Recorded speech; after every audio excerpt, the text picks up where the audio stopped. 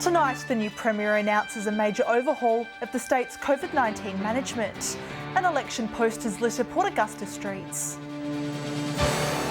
From our 7 Spencer Golf Studios, your nightly news with Ruby Kamain begins now.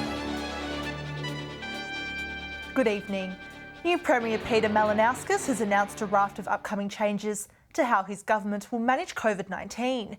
It's part of an urgent overhaul, as new modelling suggests the state's case numbers will hit upwards of 10,000 a day next month. A new face delivering the tough news.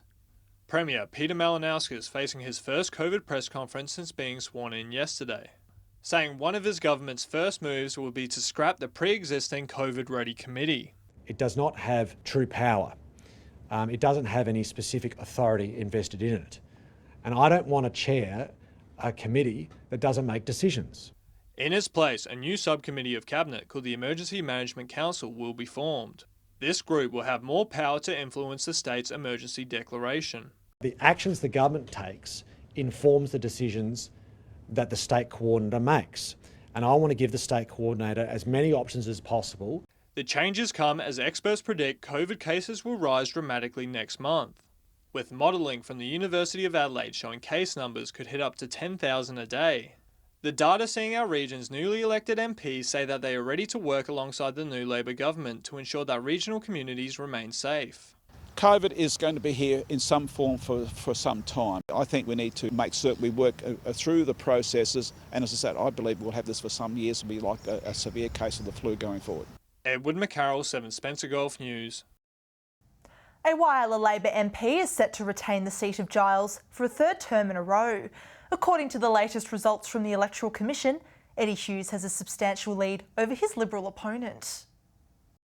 The people of the Upper Spencer Gulf have spoken. Whyalla Labor MP Eddie Hughes set to return as the member for Giles for a third term in a row. Well, it's always a humbling experience and a real privilege representing such a large and diverse electorate. So the hard bit now starts, though, is delivering on the commitments that we have made in Giles. While counting is still underway, Mr Hughes has a commanding lead of more than 4,500 votes over his Liberal opponent Graham Taylor. Supporters gathering for an early celebration on Saturday night, with the MP thanking them for their ongoing support.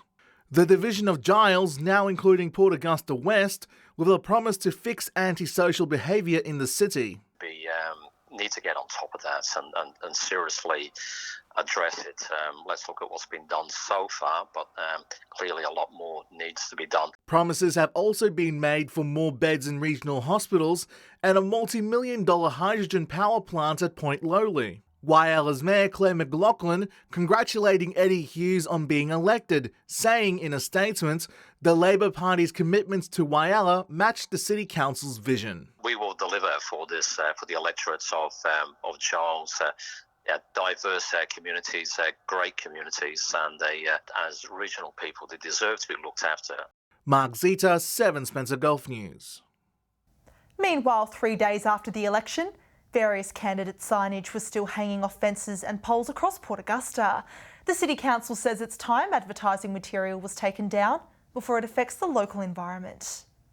Voting may be in our rear-view mirror, but political figures are still staring drivers in the face.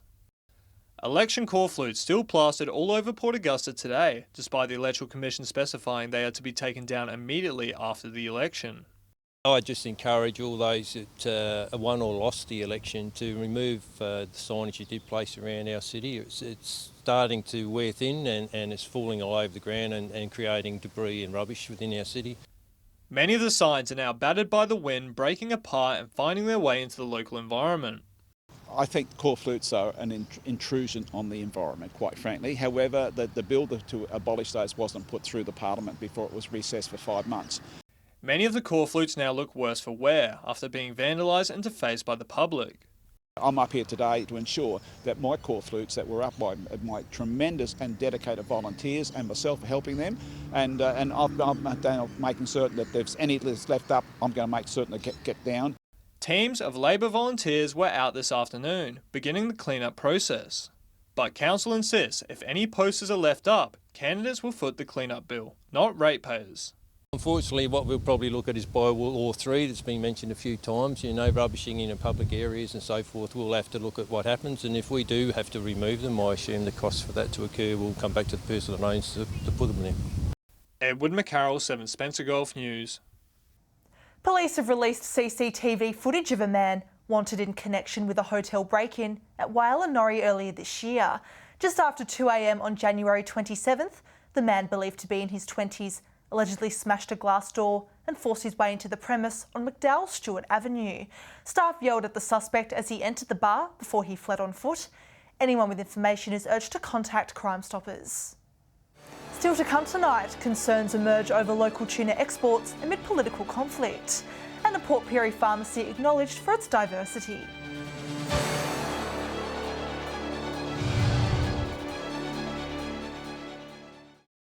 Welcome back. Concerns grow for the local tuna industry as major companies feel the strain of export restraints. Key stakeholders are finding it difficult to reach the overseas market while conflict occurs. Tuna giants feeling the strain of one of its biggest exporting nations. Political tension between Australia and China impacting seafood exports. The lobster industry and the tuna industry are suffering under the embargo we're experiencing with China. Hagen Steer saying China's absence is seeing the prices of tuna drop and politics and business needs to be separated. Obvious rhetoric, anti-China rhetoric for the last couple of years, we had nothing but problems. We're the biggest exporter into China of seafood, of tuna. Dinko Tuna saying exports to China are still successful, but restrictions due to COVID are still affecting operations. Sometimes you got the Shanghai airport closed because of COVID, so that gives us a bit of a problem, how to deliver the fish to the customer. According to primary industry figures, in 2019 to 2020, China accounted for 26% of South Australian seafood exports, worth $1.6 million in bluefin tuna. Companies now looking for other solutions. A proactive government, like to get back into China, and a proactive government and not just bubble stupid. But of course, I always looking for other markets as well. We send the product to Thailand, Malaysia, Singapore. Henry Millick, 7 Spencer Golf News. A new study has found 35% of Australians are missing out on childcare places, including in the Spencer Gulf. The data from the Mitchell Institute has shown about 9 million Australians are living in an area where places are hard to get. Also finding those living in regional and remote spots can experience either a total absence of services or where demand outstrips supply. The full analysis can be found on the Mitchell Institute's website. A pharmacy in Port Pirie is on top of the world after taking out the Governor's Multicultural Award in the private sector. Risdon Pharmacy winning for its contribution to cultural understanding and promoting a diverse working environment. Leading the way in diversity. For many years, the Risdon Pharmacy has done its best to support multiculturalism by hiring a diverse workforce to make regional South Australia more inclusive. The award leaving team members feeling proud as they continue to cater for a number of customers who speak different languages. We have a number of varieties, multicultural communities coming to us, and they expect that we can talk in their language. So that's something which we provide. One staff member in Pirie is able to speak 5 Indigenous languages, but speaking a second language won't simply guarantee you a job in their pharmacy. In health services, you need to have passion, so we're always looking out for people, and if they are from a diverse background, that's an extra benefit we get. Irfan wanting to set the example for other pharmacies and industries, hoping to hire more migrants to the region. When people come to Australia, they struggle to get jobs. So we have provide jobs, we have provide trainings. On the top, we have trained pharmacists to engage to work in regional South Australia. Workers are reportedly choosing to stay in the city without a job, rather than moving to country towns. Life is easy, it's easier to go to work, easier to manage your family. So these are the plus points of living in country. Christian Komenos, 7 Spencer Golf News. Broken Hill's PCYC is offering local children aged 10 to 17 some fun before school during the school term. Fit for Life, which runs on Wednesday mornings, giving students a chance to get fit and socialise. If your children have energy to burn before school, then this might be the activity for them. Broken Hill PCYC currently running the Fit for Life program, and it's free. Generally they come in and we play some activities. Depends what the group want to do on the day. You know, we might play league tag, basketball, soccer ball in the hall, whatever they want to do. The morning also includes pick up, a nice healthy breakfast and a school drop-off. This term's program proving pretty popular for the organisation. It's been going really, really well. This school term we've had, you know, our numbers have definitely gotten right up there. So, you know, most weeks we have anywhere between 20 to 30 kids. The program doesn't just happen in summer, also running throughout winter as well. And if it's cold outside, the activities move inside. So we run it every school term, so every Wednesday of the school term. We run it just through winter. Most of our activities are run in our hall. As to which sport the kids love to play, league tag seems to be a winner, as well as a game called soccer ball. I think league tag's a big one.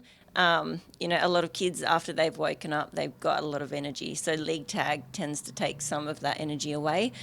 For more information, check out the Facebook page or call the centre. Joshua Mercer, 7, Spencer Golf News. Stay with us after the break. Vital funds go to charity from Port Lincoln's Tunarama participants. And a Jamestown woman scores big, becoming an overnight millionaire.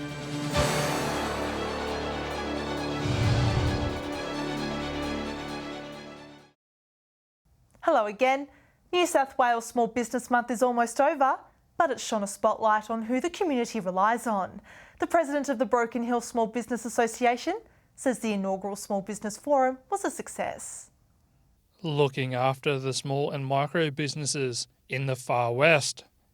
The Small Business Association holding its first Small Business Forum last week.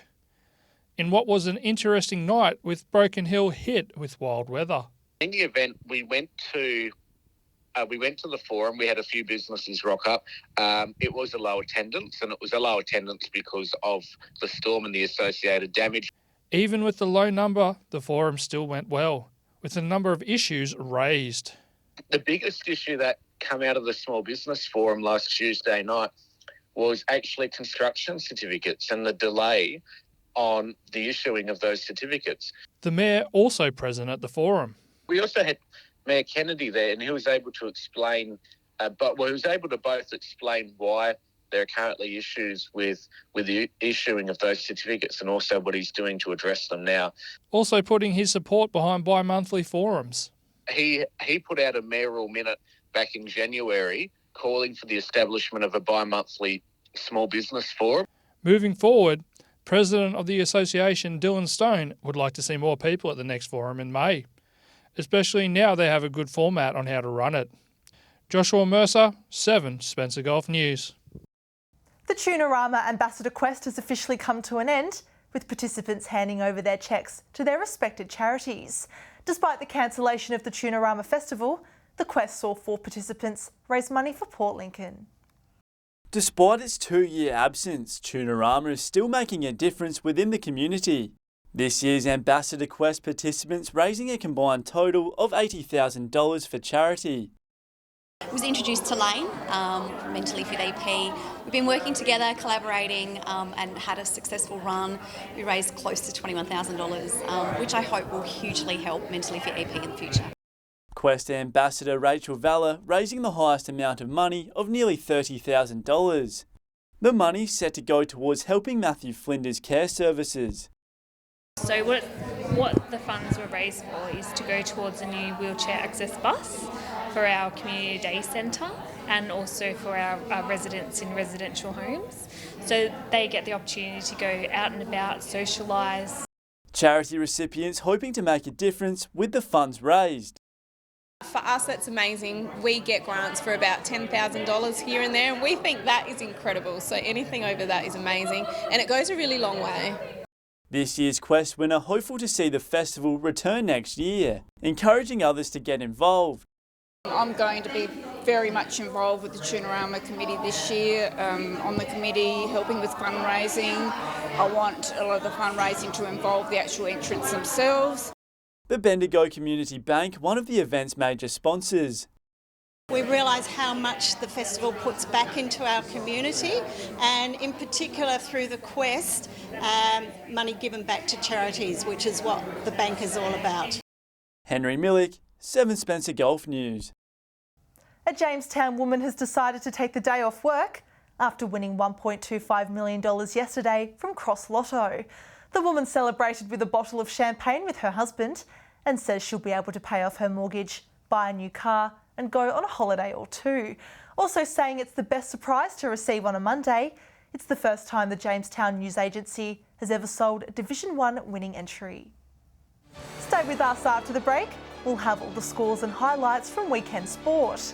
And Alex Sykes will join us with the weather forecast. I'll see you with more soon.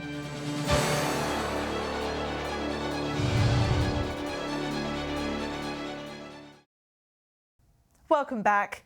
Despite a weekend with 2 cricket grand finals, other sports across the region also took to the grounds with force. In Whyalla, the local softball league is nearing their final series. With all the details, here's Mark Zeta. It was the semi-final round for Whyalla softballers over the weekend, with the Roadrunners dominating their opponents on Saturday on their way to the grand final match. The semi-final match on Sunday saw the Eagles and the Roadrunners battle it out for a spot in the grand final against the Cats. Defence on both sides was strong starting off the match, with runs kept to a minimum. The Eagles' Carmen Buzzercott with 3 catches, Sharona Dodd with 2. However, the game opened up in the later innings, Amy Watson scoring a 3-run inside the park home run on an error. For the Roadrunners, Gianne McIntosh was the player of the day with 4 catches and 2 hits. Pitcher Bryony Ruff's edge pitching 5 strikeouts. Her catching partner Tanya McIntosh finished with 6 putouts and 2 hits. In the end, the Roadrunners won the match 12 runs to 7. They'll face the Cats this Saturday at 1 p.m. Moving across the Gulf to Port Pirie, with the preliminary finals for their softball league also underway. The Cougars faced the Tigers on a day where weather was going to play a factor in the outcome. Extremely hot and still conditions providing a challenge for both players and umpires. The Cougars opening up the scoring with 3 runs off Emily Gonzalez, Anne Russack and Kiana Pine. However, the Tigers fought back to tie the match by the bottom of the 3rd inning. Maddie Baldock and Paula Peterson scoring 3 runs of their own. The final score, Cougars 16 to Tigers 11. To croquet now, and Port Pirie hosted Crystal Brook in the Northern Western Pennant Croquet. The first game saw Port Pirie's Barry Hutchinson and Lou James defeat Crystal Brook's Wilma Hendry and Pam Pedler 22 hoops to 14. While in the second game, the pair of Mervyn Nader and Sandra Arbin were able to beat Barb Russell and Lorraine Saunders 26 hoops to 7. Overall, Port Pirie won 48 hoops to Crystal Brook's 21 hoops. That's it for the weekend sports wrap. If you would like your team to be featured in our next bulletin, let us know through our Facebook page. Time now to take a look at what's happening in the weather. Here's Alex Sykes. Thanks, Ruby, and good evening to you and our viewers. Well, we needed the umbrella in some parts of the region today, but we'll be able to put it away for the rest of the week. More detail on that in just a moment. Let's first take a closer look at today's conditions. At 3 p.m, Port Lincoln was 22 across the border. It was sunny in Broken Hill and 34 degrees there, and partly cloudy in Cooper Pedy, 37. Looking further out, Port Augusta was 28, Whyalla was 25, Port Pirie was 29, Adelaide and Woodner reached 22, Kadina and Cleve were both 20 and Clare was 26. Taking a look at the satellite image now, bright looking cloud streaming across South Australia is bringing showers and storms. Low cloud is bringing with it a cold front causing patchy showers across the coast. Building cloud towards the interior is not rain-bearing thanks to a dry air mass. Moving on to tomorrow's weather outlook now, and we'll start with the Gulf waters. East to southeasterly winds 10 to 15 knots, seas below 1 metre, and south to southwesterly swells around 1 metre. Port Lincoln will be cloudy and 21 tomorrow. Cleve a possible morning shower and 20 degrees. Woodner will be partly cloudy and 25. Whyalla and Kadina both set to reach 24, partly cloudy in Port Augusta and 27 degrees degrees. Port Pirie will get to a high of 28. Clare will reach 23 and Broken Hill will have a possible early shower with 26 degrees. Taking a look further through the week now, partly cloudy across the region on Thursday with temperatures in the 20s. Port Augusta and Woodner both set to reach 26, Port Lincoln 21, Port Pirie with 27 degrees. To Friday now, and it'll be sunny in Broken Hill with 25, mostly sunny in Whyalla with 23, Port Pirie sunny and 28, partly cloudy in Woodner where it'll get to 26, Port Augusta also 26 degrees. It looks like Saturday will bring us some sunny conditions for the beginning of the weekend. Port Augusta, Woodner and Port Pirie all to reach 29, mostly sunny in Port Lincoln with 23, similar conditions in Broken Hill with 25, Cooper Pedy will get to 30 and Whyalla and Adelaide both 26 degrees. And Ruby, there are no warnings current for the region or the rest of the state. That's all the weather from me for tonight. It's back to you. Wonderful, thanks for that, Alex. And that's all local news this Tuesday evening. Thanks for joining us. I'll have updates later. Until then, enjoy your evening. John Hunt and the team will join you tomorrow with more local news. Good night.